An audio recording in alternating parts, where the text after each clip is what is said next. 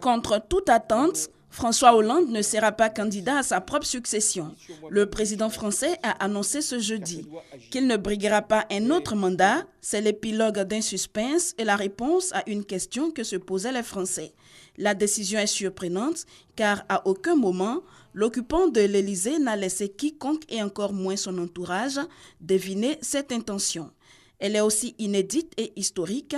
François Hollande devient le premier président français au pouvoir à renoncer à solliciter à nouveau le suffrage du peuple. Les raisons sont multiples.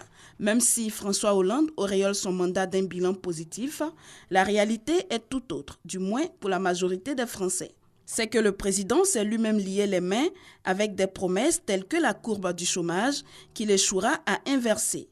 La loi El Khomri, du nom de sa ministre du Travail, qui a mobilisé des millions de travailleurs dans les rues des mois durant. L'affaire Leonarda, une collégienne rome de 15 ans, arrêtée lors d'une sortie scolaire et expulsée au Kosovo avec sa famille. Sur ce dossier, François Hollande avait fait marche arrière devant les mouvements de colère des élèves en proposant à Leonarda de revenir, mais sans ses parents, ce que refusa la petite. Cet épisode avait suffi à plomber la popularité du président français. Le coup d'estocade sera porté par son ex-compagne, Valérie Trierweiler, à travers la publication du livre « Merci pour ce moment ». Un véritable épisode de vendetta politico-sentimental, ce livre a fait mouche, tout comme celui commandé par Hollande lui-même. Un président ne devrait pas dire ça, dans lequel il en a un peu trop dit. L'équipe gouvernementale, elle tanguera à plusieurs reprises avec des limogeages et démissions. Arnaud Montebourg, Benoît Hamon, Aurélie Filippetti en août 2014.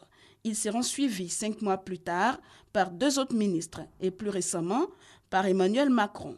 Pour beaucoup, François Hollande a été trahi, poussé dans le dos par ses proches. Exit le commandant, place au lieutenant. Mais lequel? Le fauteuil de François Hollande semble plus convoité par ses proches, dont des anciens ministres ou ministres en fonction qui se refusent au partage de la responsabilité de l'échec.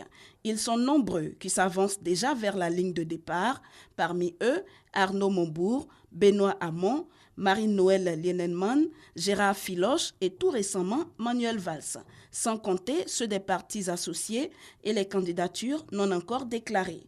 D'autres membres de la gauche, tels qu'Emmanuel Macron ou encore Jean-Luc Mélenchon, préfèrent enjamber la case primaire et se positionner directement pour le sprint final.